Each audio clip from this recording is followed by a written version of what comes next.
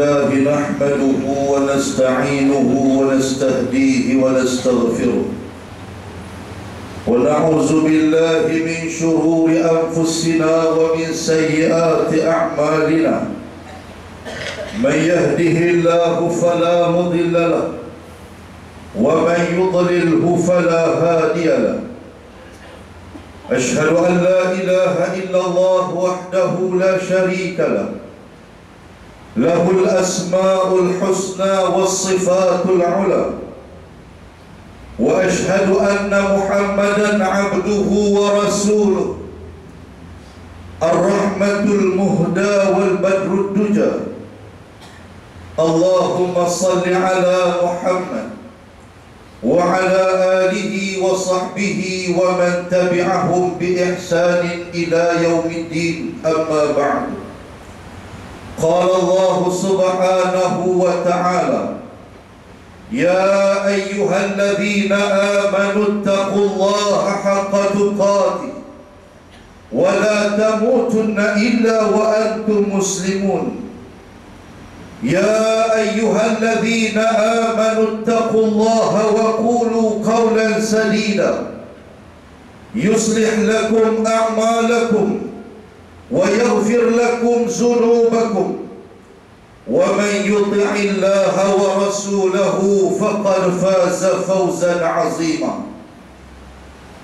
Muslimin sidang jemaat yang dirahmati oleh Allah Subhanahu wa taala, marilah sama-sama kita bertakwa kepada Allah dengan menjalankan segala titah perintah Allah dan meninggalkan segala larangan Allah Subhanahu wa taala.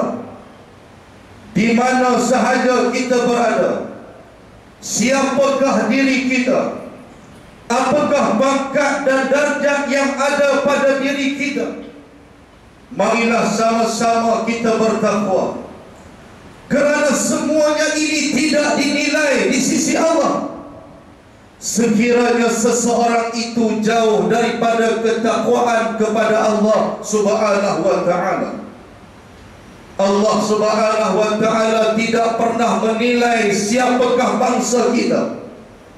Allah Ta'ala tidak menilai apakah keturunan kita. Allah Ta'ala tidak menilai bagaimanakah warna kulit kita. Allah Ta'ala tidak menilai apakah pangkat, tinggi manapun harta yang ada pada diri kita. Semuanya ini tidak memberikan apa-apa kesan dan nilaian di sisi Allah, melainkan bagaimana takwa kita kepada Allah. Allah Subhanahu wa ta'ala berfirman, inna akramakum indallahi atqakum. Orang yang paling mulia, kata Allah, adalah orang yang paling bertakwa. Nabi sallallahu alaihi wasallam menyatakan di dalam hadisnya yang masyhur, inna Allah la yanzuru ila suwarikum wa amwalikum walakinna Allah yanzuru ila qulubikum wa a'malikum. Sesungguhnya Allah Ta'ala tidak pernah melihat bagaimana rupa paras kamu. Allah tidak melihat bagaimana banyaknya harta yang ada pada diri kamu, tetapi yang dilihat dan dinilai oleh Allah bagaimana takwanya hati-hati kamu kepada Allah, bagaimana keamalan-amalan yang kamu lakukan dan kamu mempersembahkan kepada Allah. Itulah yang dinilai dan dihitung oleh Allah Subhanahu wa ta'ala. Hadirin sidang jemaat sekalian, mudah-mudahan dengan ketakwaan ini akan menjadikan kita insan yang mendapat keberuntungan di dunia dan mendapat kejayaan yang besar ketika mana kita menghadap Allah Subhanahu wa ta'ala. Sidang jemaat sekalian, di dalam surah Al-A'raf ayat 35, Allah Subhanahu wa ta'ala menyatakan, walikulli ummatin ajal fa iza jaa ajaluhum la yastakhiruna sa'atan wa la yastaqdimun. Dan setiap umat itu, dan bagi setiap manusia itu, mempunyai ajal-ajal mereka. Apabila datangnya ajal kepada mereka, maka ajal itu tidak pernah lambat dan tidak pernah cepat. Dia akan datang dalam keadaan waktu yang tepat. Inilah yang dimaksudkan dengan rahsia-rahsia Allah, yang tidak ada seorang manusia pun yang mengetahui bilakah berlakunya kematian ke atas diri mereka. Kerana kematian itu yang hanya diketahui hanyalah Allah Subhanahu wa ta'ala. Di dalam surah Luqman, Allah Subhanahu wa ta'ala menyatakan, "Wa ma tadri nafsum maza taksibu ghada, wa ma tadri nafsum bi ayyi ardin tamut." Tidak ada satu jiwa pun yang tahu apakah bakal yang dilakukan dan diperolehi oleh dirinya pada besok hari. Dan tidak ada satu jiwa pun yang mengetahui di manakah bumi dia akan direnggut oleh malaikat maut yang akan datang mengambil nyawanya. Tidak ada manusia yang mengetahui melainkan Allah Subhanahu wa ta'ala. Hadirin sidang jemaat sekalian, kenapa Allah Subhanahu wa ta'ala merahsiakan tarikh dan di mana tempat kita akan menemui kematian? Kerana Allah Subhanahu wa ta'ala menguji kita setiap manusia. Bagaimana keimanan kita dengan perkara-perkara yang gaib? Adakah kita akan menjadi manusia yang leka? Adakah kita akan menjadi manusia yang senantiasa mengambil iktibar di atas kematian-kematian yang berada di hadapan kita? Itulah di antara kelebihan kenapa Allah Subhanahu wa ta'ala merahsiakan kematian kita.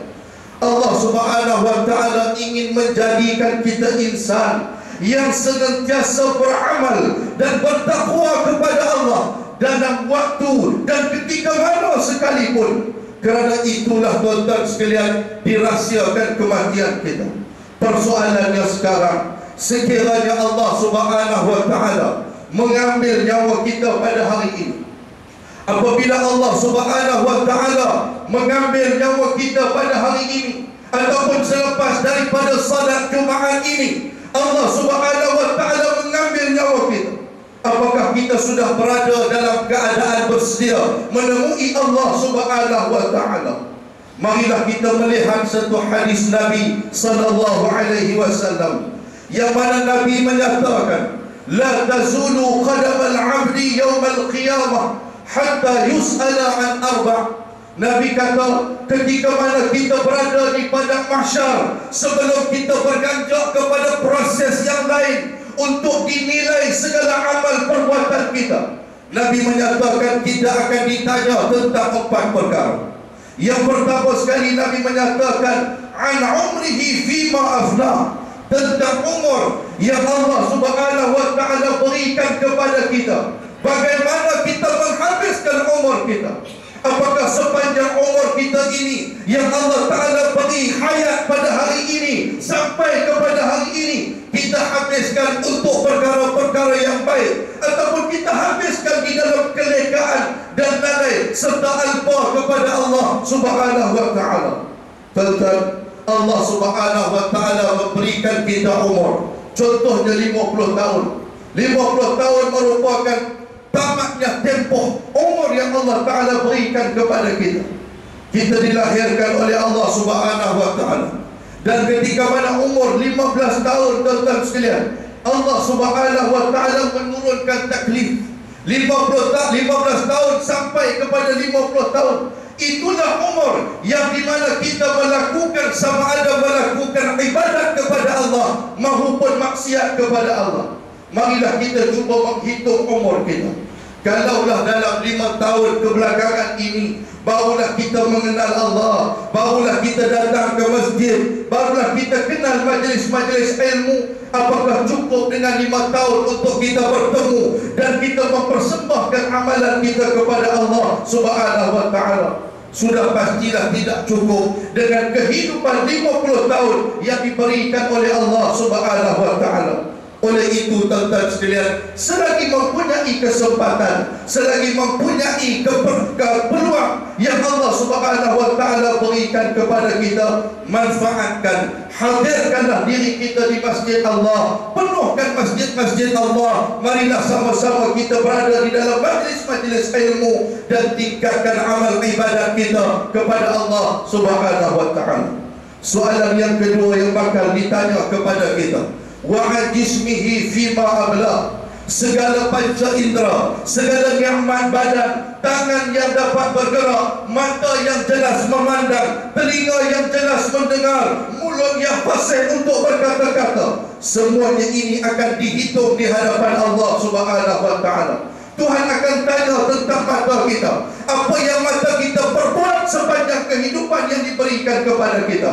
Tuhan akan tanya telinga kita, apakah yang kita dengar sepanjang hidup dan riwayat yang diberikan oleh Allah Subhanahu wa taala. Tuhan akan tanya tentang nikmat kesihatan badan yang Allah Ta'ala berikan kepada kita. Apakah kita habiskan untuk jalan menemui Allah, ataupun kita menghabiskan jalan mendatangkan kemurkaan Allah Subhanahu wa taala. Semuanya itu akan diperhitungkan di hadapan Allah Subhanahu wa taala. Persoalan yang ketiga, Nabi SAW menyatakan, kita akan ditanya an malihi min aina iktasabahu wa fima anfaqah, daripada harta yang kita dapat, daripada harta yang kita dapat pada hari ini, harta yang kita cari, harta yang ada pada diri kita, adakah harta itu dalam keadaan harta yang halal ataupun haram? Semuanya ini akan diperhitungkan di hadapan Allah. Dan harta yang ada pada diri kita, kemanakah kita infakkan harta itu? Adakah kita infak ke jalan yang baik, ataupun kita infak ke jalan yang salah? Semuanya ini berada di dalam penilaian Allah Subhanahu wa taala. Seandainya harta yang datang kepada diri kita merupakan harta yang haram, maka rugilah kita menjawab soalan ini di hadapan Allah Subhanahu wa taala. Oleh itu tuan-tuan sekalian, berhati-hatilah di dalam mencari harta, kerana harta yang diridai oleh Allah adalah harta yang halal di sisi Allah Subhanahu wa taala. Yang seterusnya, yang keempat yang ditanya oleh Allah, wa an ilmihi madza amila bih, tentang ilmu yang ada pada diri kita. Kita tahu benda ini baik ataupun jahat. Adakah ketika mana datangnya perkara yang baik, adakah kita melakukan? Sekiranya datang perkara yang jahat, adakah kita meninggalkan perkara yang jahat? Sekiranya kita tidak melakukan seperti mana pengetahuan yang diberikan oleh Allah Subhanahu wa taala, maka binasalah kita di hadapan Allah Subhanahu wa taala. Oleh itu tuan-tuan sekalian, marilah kita muhasabah di dalam hari yang baik, di dalam hari yang penuh keberkatan ini. Allah Ta'ala masih lagi memurniakan kepada kita hayat. Allah Ta'ala masih memurniakan kepada kita pandangan yang dapat melihat, telinga yang dapat mendengar, hati yang dapat memikirkan di antara yang baik dan buruk. Marilah kita insaf, marilah kita bertaubat kepada Allah Subhanahu wa taala. Janganlah kiranya kita sampai kepada satu tempat, kita sampai kepada suatu masa yang ketika itu tidak diterima taubat kita di sisi Allah Subhanahu wa taala. Allah Subhanahu wa taala menyatakan di dalam surah Al-Munafiqun, wa anfiqu mimma razaqnakum min qabli an ya'tiya ahadakumul maut fayaqula rabbi laula akhartani ila ajalin qarib fa asaddaqa wa akun minas salihin. Lihatlah di dalam surah ini tuan-tuan sekalian, bagaimana Allah Subhanahu wa taala menunjukkan kepada kita golongan-golongan yang diberikan kepada mereka itu nasihat, yang diberikan peringatan kepada mereka ketika mana mereka masih hidup di atas muka bumi Allah. Mereka mengambil nasihat dan peringatan ini dalam keadaan lalai, dalam keadaan leka. Apa Allah Ta'ala menyatakan? Wa anfiqu mimma razaqnakum min qabli an ya'tiya ahadakumul maut. Infaklah harta kamu, lakukanlah amalan kebajikan, beribadahlah kamu kepada Allah, buatlah sebanyak mana kebajikan kepada Allah sebelum datangnya kematian kepada kamu. Kerana apabila datangnya kematian kepada kita tuan-tuan sekalian, kita akan berada di hadapan Allah, kita akan merintih, kita akan memohon untuk dikembalikan ke atas dunia ini oleh Allah Subhanahu wa taala, kita akan menyatakan fayaqula rabbi laula akhartani ila ajalin qarib fa asaddaqa wa akun minas salihin. Ya Allah, kembalikanlah kami. Sekiranya Engkau tidak mengambil nyawa kami, Engkau menangguhkan kematian kami, nescaya kami akan menjadi manusia yang senantiasa bersedekah dan melakukan amal yang saleh. Lalu dijawab oleh Allah Subhanahu wa taala, "Wa lan yu'akhirallahu nafsan idza jaa ajaluha." Wahai manusia, Allah Ta'ala tidak pernah lambat di dalam mengambil nyawa-nyawa yang telah ditetapkan oleh Allah Subhanahu wa Ta'ala. Mudah-mudahan khutbah ini menjadikan kita insan yang senantiasa mengambil iktibar, yang senantiasa mengambil perhatian, yang seterusnya mengharapkan redha dan rahmat daripada Allah Subhanahu wa Ta'ala. Barakallahu li wa lakum bil Qur'anil azim, ونفعني وإياكم بما فيه من الآيات والذكر الحكيم، وتقبل مني ومنكم تلاوته إنه هو السميع العليم. أقول قولي هذا وأستغفر الله العظيم لي ولكم ولسائر المسلمين والمسلمات والمؤمنين والمؤمنات فاستغفروه فيا فوز المستغفرين ويا نجاة التائبين. اللهم إنك عفو كريم تحب العفو فاعف عنا وعن والدينا وعن جميع المسلمين والمسلمات والحمد لله رب العالمين. الحمد لله الذي هدانا لهذا وما كنا لنهتدي لولا أن هدانا الله.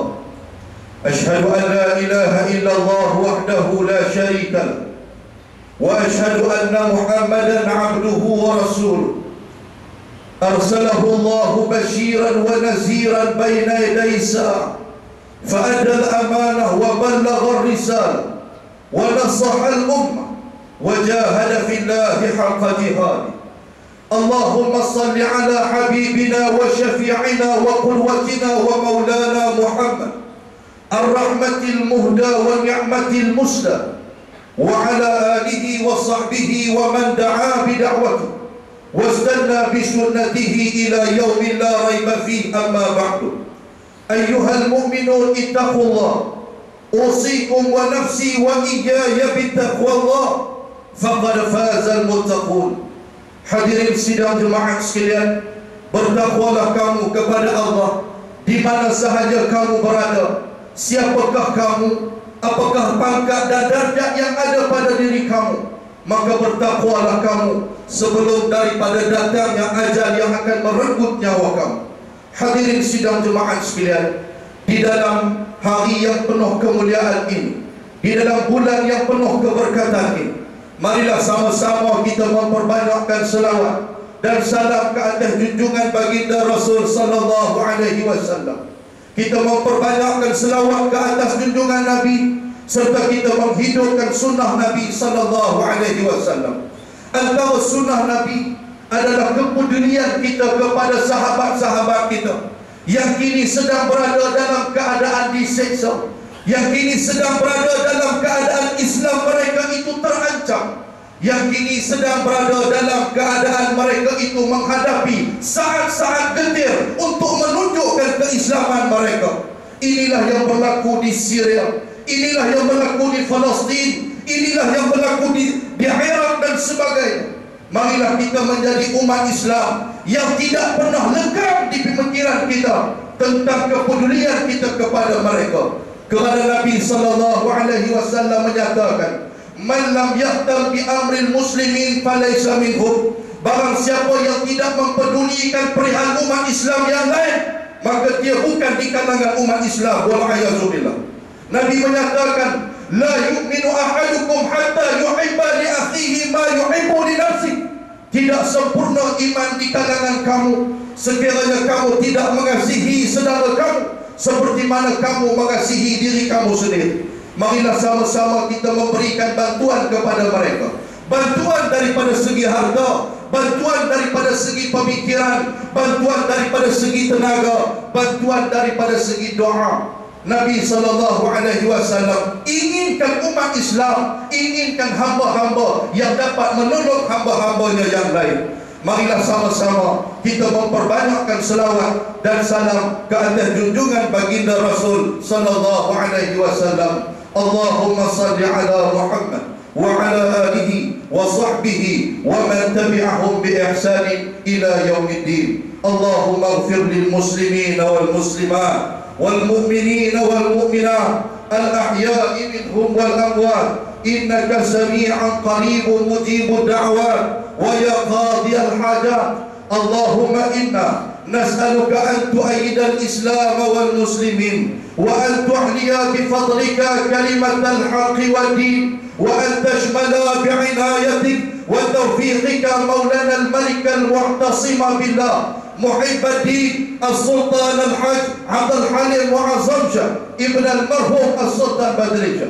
وكذلك Tuan yang terutama, Tuan Datuk Seri Utama Dr. Haji Abdul Rahman bin Haji Abbas yang dipertua negeri Pulau Pinang. Allahumma ansuril Islam fi Palestin, Allahumma ansuril Islam fi Iraq, Allahumma ansuril Islam fi Suria, Allahumma ansuril Islam fi Palestin, Allahumma ansuril Islam fi Kashmir, Allahumma ansuril Islam fi kulli makan. وأذل الشرك والمشركين والكفر والكافرين والنفاق والمنافقين والظلم والظالمين وانصرنا على هؤلاء الذين يوعدوننا ويصدوننا عن سبيل الله.